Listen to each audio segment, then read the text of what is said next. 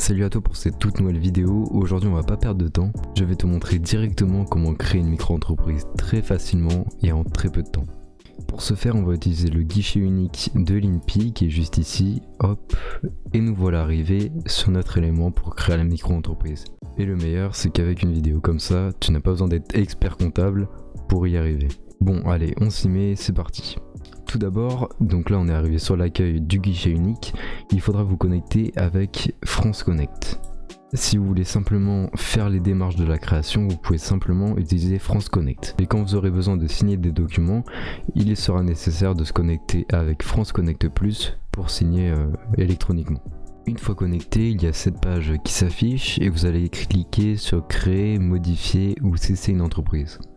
D'ailleurs, si vous avez besoin d'aide en commentaire, n'hésitez pas à nous décrire votre problème ou même, n'hésitez pas à partager dans les commentaires vos idées d'entreprise, c'est fait pour ça. Maintenant, vous allez cliquer sur créer une entreprise et pour vous donner un exemple aujourd'hui, on va faire comme si on était un monteur vidéo freelance. Donc, quelle est la forme de l'entreprise que vous souhaitez créer? Entrepreneur individuel. Souhaitez-vous opter pour le statut de micro-entrepreneur? Oui. Avez-vous exercé une activité non salariée en France? Là vous répondez selon votre situation. Pour l'exemple on va mettre non. Ensuite vous arriverez sur cette page. Ici vous devrez renseigner votre prénom, votre nom de naissance, votre genre, un titre si vous êtes par exemple docteur, et puis un nom d'usage si vous êtes marié. Faites bien attention parce que j'ai connu des gens qui ont fait cette erreur. Le nom d'usage n'est pas votre nom commercial, ne confondez pas les deux. Donc là j'ai fait par exemple un exemple, voilà, avec différentes informations. Ici le régime micro-social c'est tout simplement pour savoir si vous voulez payer vos cotisations mensuellement ou au bout d'un trimestre. Moi je vous conseille mensuellement. Ici vous devrez rentrer l'adresse de votre domicile si votre travail s'effectue à votre domicile. Ensuite un mail n'est pas forcément obligatoire mais c'est recommandé. Un numéro de téléphone et puis ensuite ajoutez votre numéro de sécurité sociale et le reste vous pouvez compléter selon votre situation.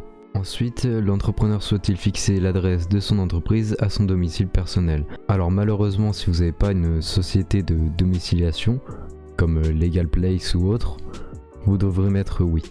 Donc là on accepte, on passe à l'étape suivante. Il n'y a pas de contrat d'appui qui a été conclu. Ici dans notre cas il n'y a qu'un seul freelance, donc il n'y a pas plusieurs personnes. Avez-vous fait une déclaration de renonciation d'insatiabilité de votre résidence principale? Vous allez mettre non. Ici ça vous concerne seulement si vous avez une résidence secondaire, mais là ça ne concerne pas l'exemple. Une fois arrivé ici vous pourrez mettre un nom commercial. Vous allez devoir remettre également l'adresse de votre domicile. Et puis là dans notre exemple, présence de salariés dans l'établissement en France, non. Et emploi son premier salarié, non également. Ici le choix de l'activité est vraiment très spécifique.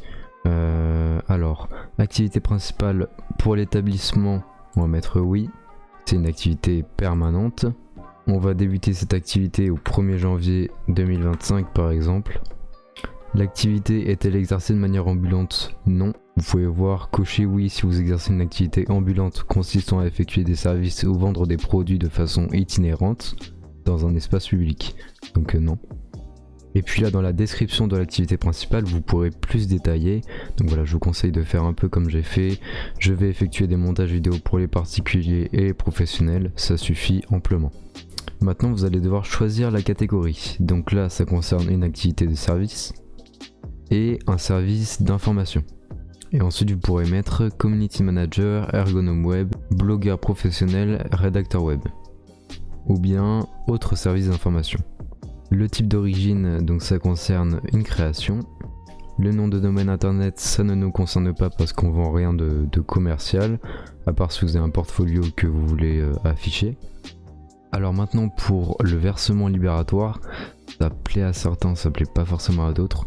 Moi tout ce que je peux vous dire c'est que en fait c'est un versement que vous allez donner, donc c'est l'impôt en fait, que vous allez donner soit chaque mois, en fait à chaque déclaration fiscale, ou soit à la fin de l'année si vous êtes éligible à l'impôt. Par exemple si vous êtes étudiant, c'est peut-être plus intéressant de mettre non.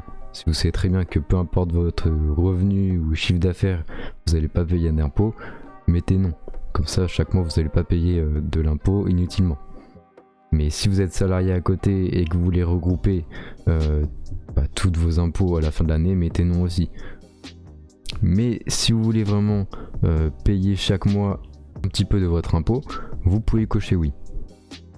Mais moi pour l'exemple, je vais mettre non.